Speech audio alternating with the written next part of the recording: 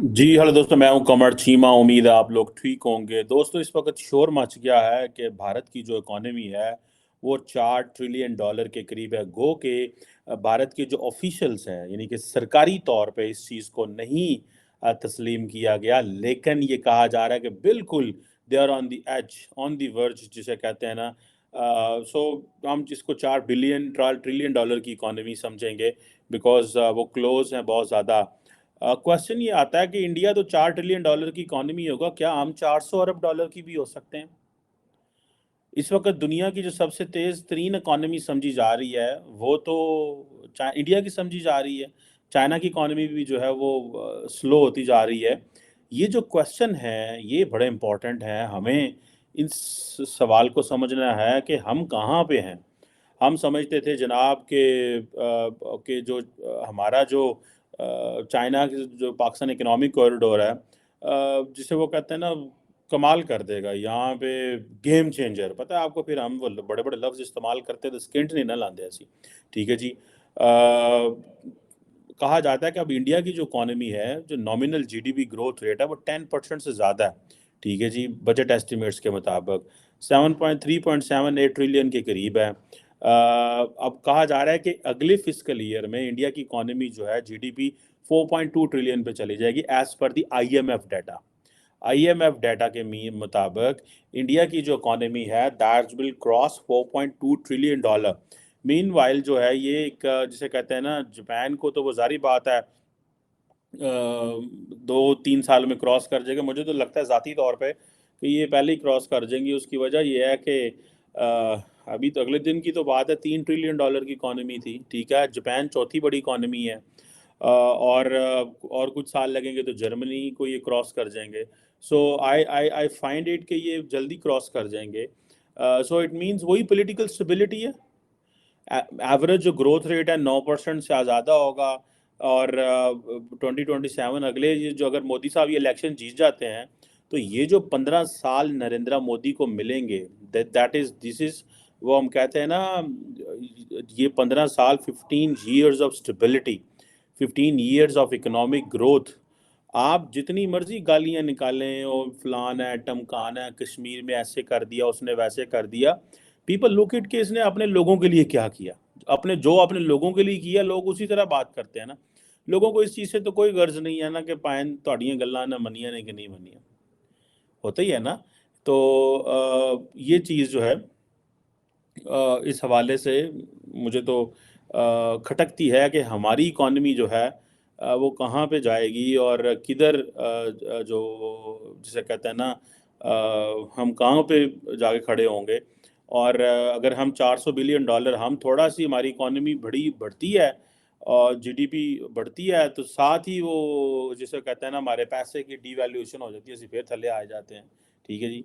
अच्छा, मज़े की बात यह है कि हमारी सारी की सारी, हर मुल्क का एक मिक्स होता है ना, इंडस्ट्री के ऊपर बेस करते हैं, आप सर्विसेज सेक्टर पे बेस करते हैं, आप एग्रीकल्चर पे बेस करते हैं, जो इन चीज़ों पे देखते हैं।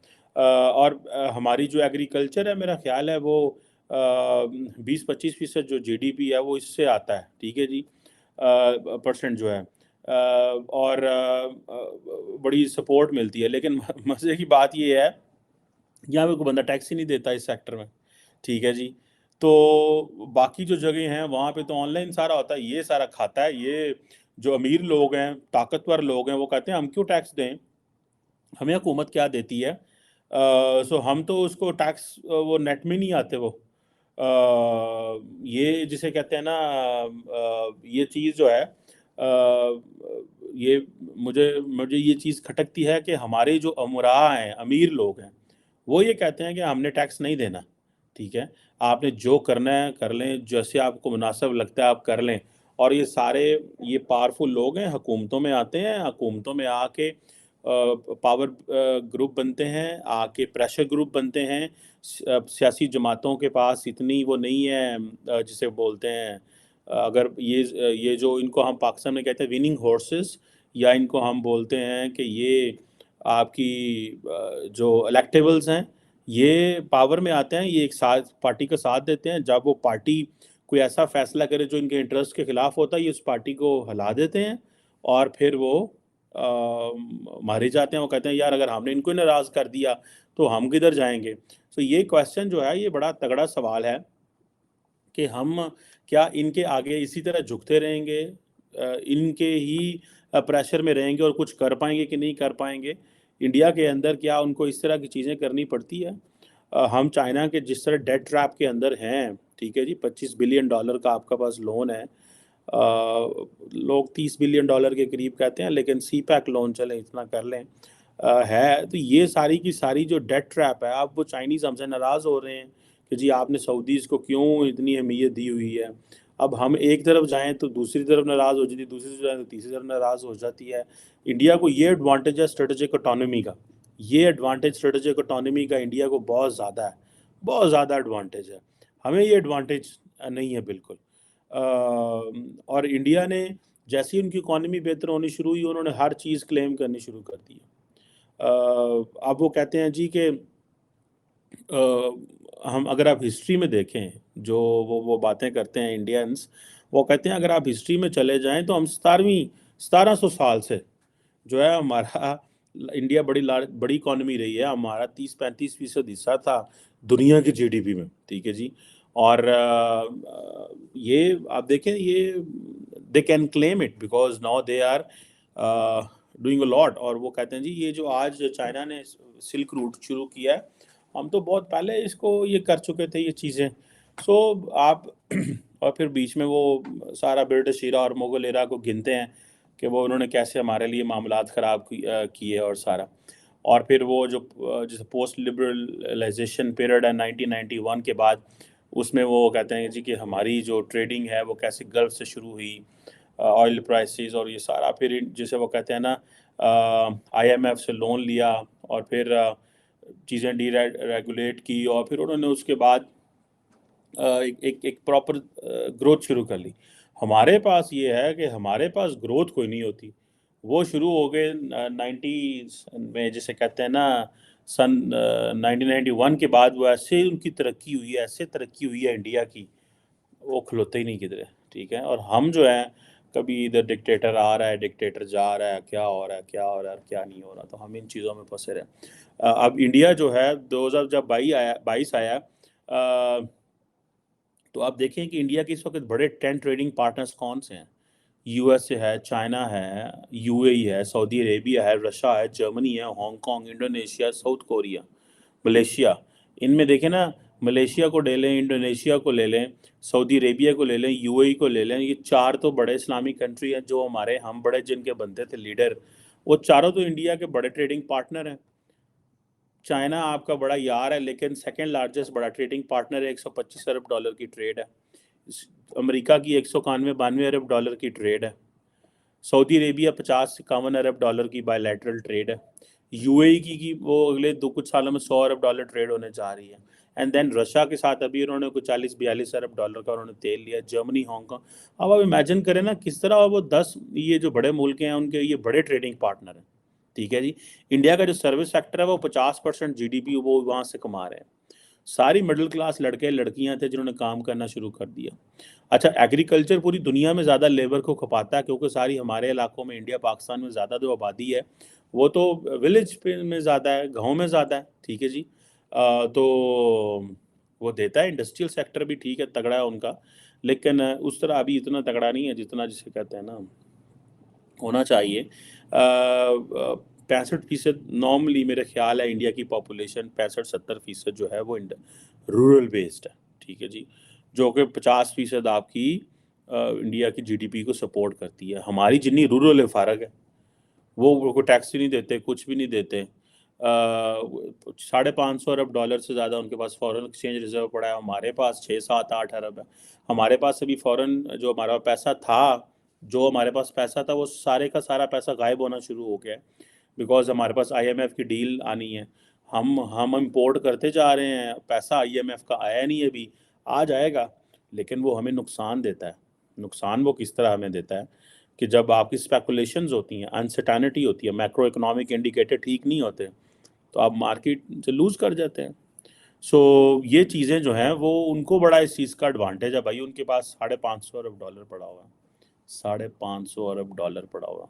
और हमारे इधर कई पाकिस्तानी इस तरह यार है, देखो एडे अमीर ने सानू को $2 अरब नहीं दे सकते, $1 अरब नहीं दे सकते, $3 अरब नहीं दे सकते। हम इस तरह सोचते हैं यार इन्हों के कोल इन्ने पैसे ने फजूल। भला इस तरह भी कभी हुआ? और वो देते रहे हैं माजी में बहुत ज़्यादा, लेकिन वो की करन हुन साडी आदत है, साडे लीडर मंगते हैं, हमें इन्होंने ये मंगते थे, हमें भी मंगता बना दिया, अवाम को भी इसी डायरेक्शन में डाल दिया। आज हर बंदा इंडिया में इन्वेस्ट करने आ रहा है। मैं किसी से मिला आज सुबह मॉर्निंग में, तो मुझे वो कह रहे थे भाई क्यों, why the world is investing in India and why the world is not investing in Pakistan.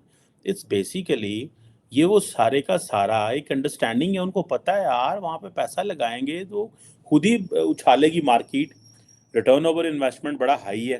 तो वो सारे इसीलिए हम रिसेंटली बातें नहीं करते रहे कितनी यूनिकॉर्न्स इंडिया में आ रही हैं, तड़ा तड़ कितों यूनिकॉर्न्स आ रही हैं। ठीक है, आज ऑस्ट्रेलिया कहता है मैंने 2+2 करना है, आज अमेरिका कहता है मैंने 2+2 करना है, जापान कहता है 2+2 करना है। मतलब ऐसे कैसे हो सकता है कि हर मुल्क जो है वो 2+2 करने जो है वो जा रहा है उनके साथ। ठीक है, लेकिन हमें इस चीज़ का थोड़ा पता था कि ये जिसे वो कहते हैं ना कि ये चीज़ें हमारे लिए क्या होंगी और क्या नहीं होंगी। ये बड़ी एक हमारी लीडरशिप ने पकड़ के हमें एक बड़ी कंफ्यूज पोजीशन में डाल दिया है। वो सारा एक जो हमारा था ना एक कॉन्फिडेंस, वो कॉन्फिडेंस उन्होंने हमारा ले लिया, हमारे बच्चों का, हमारे नौजवानों का, लीडरशिप का, ब्रोक्रेसी का, वो सब कॉन्फिडेंस छीन के ले गए हैं। क्योंकि इतने गलत फैसले किए, इतने गलत फैसले किए, इतना परेशान किया आवाम को कि लोग डर डर गया, भज पुज गया। आज वो $4 ट्रिलियन के करीब पहुंचे हुए हैं हर बंदा। This is what the IMF is projecting, भाई they are going to be the 4.2 billion dollar economy. ठीक है, हम जो है ना उधर ही हैं कि यार वो आज भी हमारे बारे में यही हो रहा है। चाइनीज़ नाराज़ हैं, सऊदीज़ क्यों आ गए हैं, सऊदीज़ नाराज़ हैं हमसे, वैसे कि इनको लीडर बनने का शौक़ है। वो कहते हैं इनको बड़ा लीडर बनने का शौक़ है, इन्होंने ज़रा सेट कर लेने हैं। क्योंकि हमारा वज़ीर आज़म जो साबिक़ वज़ीर आज़म था वो भजदा सी, रोज़ जाता सी, कहता था मैं ये कर दूंगा वो कर दूंगा। सो वो इंडिया चाइनीज़ जो हैं वो अपने डेट का स्ट्रेटजिक इस्तेमाल करते हैं। और फिर वो जितनी भी मकरूज़ कौमें होती हैं उन्हें कहते हैं इस तरह करो, ऐसे करो, अपने वाइटल एसेट्स और नेचुरल रिसोर्सेज हमें दे के दो। अब चाइनियों को नाराज़गी, आई कैन अंडरस्टैंड चीनी नाराज़ हैं, ये इसीलिए तो इन्होंने खुंजराब रूट बंद कर दिया। ठीक है, वेदर कंडीशन भी है, मैं ये नहीं कहता कि वेदर के कोई मसले नहीं हैं, वो भी हैं, लेकिन उन्होंने कहा यार क्या है तमाशा लाया तुसा, बंद करो इसको। सो हम भाई इसी तरह ये इन्हीं चीज़ों में लगे रहेंगे, और बट वो won't be in a position कि हम अपनी को चीज़ मेंटेन कर सकें। सो अगर इंडिया जो है अगर ये जापान को क्रॉस कर गया इंडिया, तो फिर नहीं इंडिया खलोंदा। और आपको पता है वो गोल्डमैन सैक्स की जो प्रोजेक्शन है फॉर इंडिया, वो तो that is the second largest economy bye 2075। हमें भी उन्होंने 12वें नंबर पे रखा हुआ है, but that is on the basis of our, because हम वो इकॉनमी जो है ना हमारी, वो हम असी वो करांगे ना जड़ा होंदा है यार, वो जो होता है डिपेंडेंट, हमारी पॉपुलेशन इतनी ज़्यादा होगी कि फिर हमारे पास वो चीज़ें आएंगी। सो वो हम उसको कहते हैं कि यार ये पैसे तो आज जो है वो कंज्यूमर इकोनॉमी बन जाएंगे। सो हमें 2075 में 12वीं इकोनॉमी के तौर पे ट्रीट किया जा रहा है, लेकिन not anywhere close to India. So मैं इस चीज़ पे हूँ कि हमें अपनी आईटी पे इन्वेस्ट करना चाहिए। अगर इंडिया जो है वो अपने 50% से ज़्यादा जो पैसा है वो अभी जिसे कहते हैं ना सर्विस सेक्टर से ले रहा है। ठीक है जी। और इनकी जो मेजर ज़ाहिर बात है वर्क फोर्स है वो इंडस्ट्रियल और एग्रीकल्चर में है, हमारे भी ऐसे ही है। तो इट मीन्स कि सर्विस सेक्टर में इन्वेस्टमेंट करें, बच्चों को मौका दें। ठीक है, हम अपने बच्चों को मौका नहीं देते, हम उन्हें वो चांस नहीं देते। सो ये, लेकिन जिसे कहेंगे ना, अगर हम अपने बच्चों को मौका देंगे तो फिर हम उन पे कदगने लगा देते हैं और कहते हैं यार ये ऐसे करेंगे वैसे करेंगे। सो ये एक है कि इंडिया की वो जो यूथ है वो इस वक्त छाई पड़ी है यूरोप में, जिधर जाओ आप दुनिया में आपको वही मिलते हैं। That's good, at least they invested in something, they knew it and they invested it in universities colleges and that is paying them back. यही होता है। और फिर क्या होता है, असा जड़े ने आज़ादी बना लें, चॉइस है ना, हमारी चॉइस है। हमने जहाज में इन्वेस्टमेंट कर ली, उन्होंने उधर इन्वेस्टमेंट कर ली। तो आज वो किधर खड़े और हम किधर खड़े हुए हैं। सो ये मैंने कहा क्या इसको ज़रा अनर्थ तो करें, ये क्या है कि हम $400 बिलियन पे पहुंच सकते हैं। हमारा ये $50 अरब, हम $500 अरब पे भी पहुंचे तो मैं समझता हूँ बड़ी बात है। लेकिन अनफॉर्चुनेटली ये एक मुअम्मा है। ये मुअम्मा ही रहना है कि हम क्या वाकई ये $400 अरब की इकॉनमी बन जाएंगे। वो 4 ट्रिलियन पे पहुंच गए हुए हैं। कई लोग तो ये भी लॉजिक देते हैं, और यार उनकी आबादी भी तो 1.4 बिलियन है ना, हम उस हिसाब से 25 करोड़ हैं, हम कम हैं। अगर हम होते तो हम भी इसको $350 को मल्टीप्लाई कर लो, जितने गुना है हम भी 2-2.5 करोड़ अब, फिर भी हम उस पे नहीं, मार्क पे नहीं जाते। बट आई थिंक इसका ताल्लुक इस चीज़ से नहीं है, इसका ताल्लुक आपकी रिजिलियंस है। ठीक है जी। So that's what I think कि इसका ये है कि हम अपनी कितनी को इन्वेस्टमेंट करते हैं। Thank you very much.